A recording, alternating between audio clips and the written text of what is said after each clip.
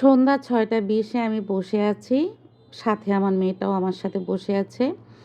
আর আমার ছেলেটা পাশে ঘুমোচ্ছে। তার ৫ মিনিট আগে আমি একটা ভিডিও আপলোড দিয়ে ওয়েট করতেছি। তার মধ্যে হঠাৎ করে আমার ঠিক রান্নাঘরের এই যে ফলসারটা এটার উপরে থাকে আমার গ্লিজার।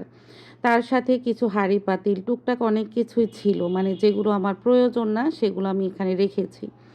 তো হঠাৎ করে ব্লাস্ট হয়ে এখান থেকে মানে এমন বিকট একটা শব্দ হইছে, আমি মানে হঠাৎ মানে অজ্ঞান হয়ে যাব না কি করব, কিন্তু আমার মাথায় শুধু এইটুকু কাজ করতেছে যে যেভাবে হোক আমার বাচ্চাদের নিয়ে আমাকে এখান থেকে বের হতে হবে। কোনো মানে বাম হাতে আমার মেয়েটাকে আমি জড়িয়ে বুকে ধরেছি, ডান হাত দিয়ে আমার ছেলেটা তো ঘুমোচ্ছে, ওর পেছন থেকে আমি থাবা মেরে ওকে ধরে একটা দৌড় দিছি। দৌড় দেওয়ার মুহূর্তে আমি যেই বারান্দা থেকে যাব, সেই বারান্দায় আমার ডাইনিং রুমের গ্লাসটা ভেঙে চুরমার হয়ে বারান্দা জুড়ে পড়ে আছে। সেই গ্লাসে পাড়া দিয়ে আমি এমন দৌড় দিয়েছি, আমার পায়ে গ্লাস ঢুকে গেছে, আমার মাথায় কোনো ঠিক নাই। তার সাথে আমার ছেলেটাকে টেনে হেঁচড়ে যে নিয়ে যাচ্ছি, ছেলেটার পায়েও গ্লাস ঢুকে গেছে। তারপরে আমি কোনো রকম ৩ তলার ফ্লোরের আমার শিক্ষকদের ডাকি, ওনারা আসে। তারপরে আমি ছাদে চলে যাই। ওখানে গিয়ে আমি আমার বরের সঙ্গে অনেক জোরে চিল্লানি দিয়ে কান্না করি, মানে খুব জোরে। তারপর আমার বর দৌড়ে চলে আসে।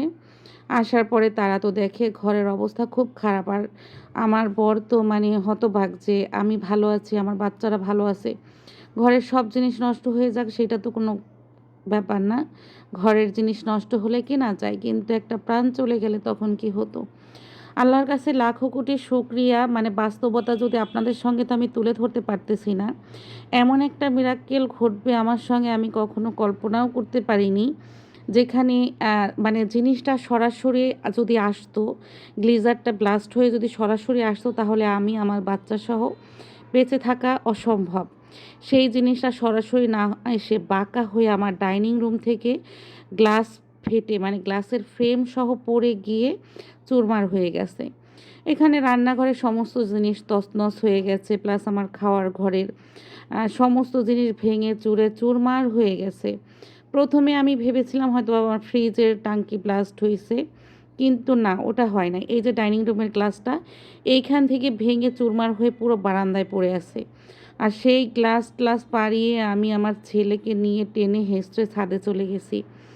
মানে আপনাদের সঙ্গে আমি বোঝাতে পারবো না যে কয়েক সেকেন্ডের ভিতরে হয়তোবা বিশাল একটা দুর্ঘটনা ঘটে যেতে পারত। আলহামদুলিল্লাহ, আল্লাহর কাছে লাখো কোটি শুকরিয়া। আসলে মৃত্যুটা যে কতটা কাছের, বিপদে না পড়লে বোঝা যায় না। কয়েক সেকেন্ডের ভিতরে হয়তোবা ৩টা লাশ থাকতো। কিন্তু শুকরিয়া আলহামদুলিল্লাহ আল্লাহর কাছে যে আল্লাহ পাক মনে হচ্ছিল যেন হাতে ধরে বাঁচিয়ে দিয়ে গেছেন। যেমন এই দরজাটা খোলা ছিল, সেই দরজাটা আটকে গেছে, মানে আমার রুমের দরজাটা আটকে গিয়ে ব্লাস্ট হয়ে গ্লিজারটা ঠিক দরজার উপর সাইডে এসে বাড়ি খাইছে। তারপরে বাঁকা হয়ে বাম দিক থেকে বেরিয়ে গেছে। সরাসরি হলে কিন্তু আমরা ৩ জনে একই সঙ্গে পড়ে যেতাম, মানে শেষ হয়ে যেতাম। তো সেখানে আল্লাহর কাছে লাখো কোটি শুকরিয়া, আলহামদুলিল্লাহ ভালো আছি, বেঁচে আছি।